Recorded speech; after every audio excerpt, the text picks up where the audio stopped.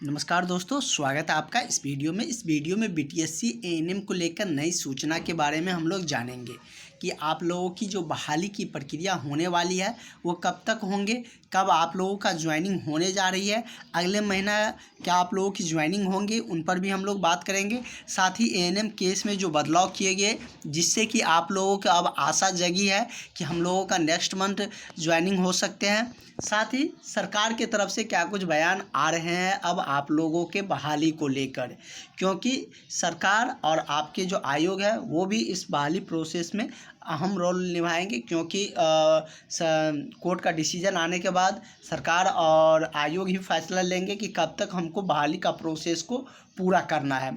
तो इन सब बातों को हम लोग इस वीडियो में जानेंगे, तो वीडियो के लास्ट तक बने रहिएगा, आपको सारी जानकारियाँ मिलेंगे। अभी तक सब्सक्राइब नहीं किए हैं तो चैनल को ज़रूर सब्सक्राइब कर लीजिएगा, इससे आपको बीटीएससी एएनएम की रिगार्डिंग सारी अपडेट आपको मिलते रहते हैं।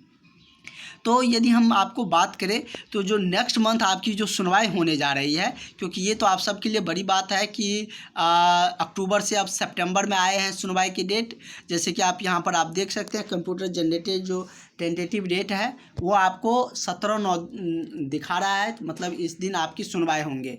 तो सितंबर में क्या आप लोगों का ज्वाइनिंग भी करवाया जाएगा, ये बड़ी बात है। और इसको लेकर आप लोग लगातार कमेंट्स कर रहे थे, लगातार पूछ भी रहे थे कि क्या सर सितंबर में ही हम लोगों को ज्वाइनिंग देखने को मिलेंगे।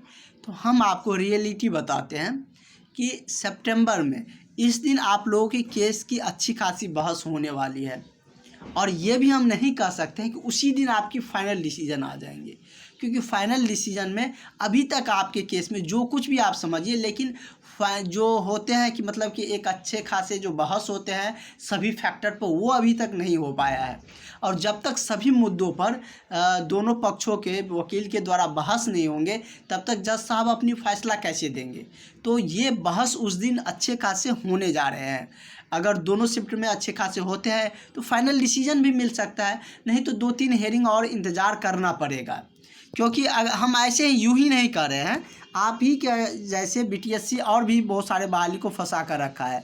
बीटीएससी जेई का जो बहाली है वो आपसे पहले सुप्रीम कोर्ट में लिस्टेड है, और उसको अभी कितने सारे हेयरिंग हो चुका है, उसका भी मतलब डेट यही मिला है, 17 को ही मिले हैं।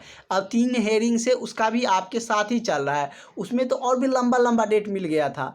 तो उसको लेकर और सरकार का क्या पक्ष रहे हैं, क्या निर्णय रहा है, उस पर भी हम लोग चर्चा कर लेते हैं। तो सरकार जो नई बहाली को लेकर बहुत ही उत्सुक है, बहुत जल्द देने जा रही है, जो 15,000 एएनएम की बहाली है।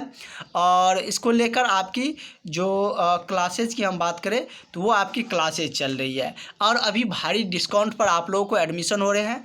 अच्छी खासी छूट पर आपकी जो मतलब कि एडमिशन और आपका नोट्स भी मिलेंगे। क्लास डेली 6 से 7 होता है, तो मॉर्निंग में आपको क्लास मिल जाएगा। किसी को टाइम का इशू है तो वो कभी भी देख सकते हैं, आपके नंबर को ऐड कर देंगे, वहाँ पर आपको लिंक चल जाएगा डेली, और आप जब भी आपको समय मिलेंगे उस समय देख सकते हैं। तो अभी आपके रक्षाबंधन का ऑफ़र चल रहा है, तो इस नंबर पर कांटेक्ट करके कॉल करके क्लास ज्वाइन कर लीजिए।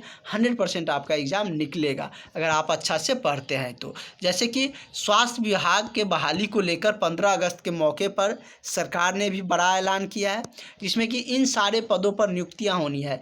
इससे घटेंगे नहीं, भले इनसे ज़्यादा वैकेंसियां बढ़ सकती है। तो आप लोग बिल्कुल तैयार रहिए, आप लोगों की इतनी सारी बहालियां देखने को मिलने वाले हैं, जिसमें एएनएम का 15,000 प्लस ही रहेगा, उससे ज़्यादा ही रहेगा, 20,000 आप मान सकते हैं। और ज़्यादातर परमानेंट बहाली ही अब आएंगे, क्योंकि संविदा बहाली में आप देख रहे हैं कितना सारा मतलब कि उसमें मुद्दा उठ रहा है।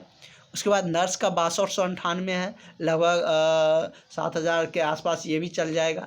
तो इस तरीके से, और 4 महीना का समय लिया गया था जिसमें कि 2 महीना निकल गए, तो आपको नेक्स्ट मंथ इसकी भी बहाली देखने को मिल सकती है।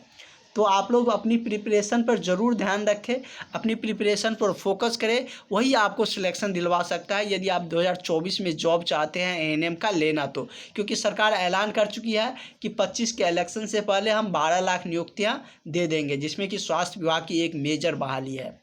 तो इस बात का ज़रूर ध्यान रखिएगा।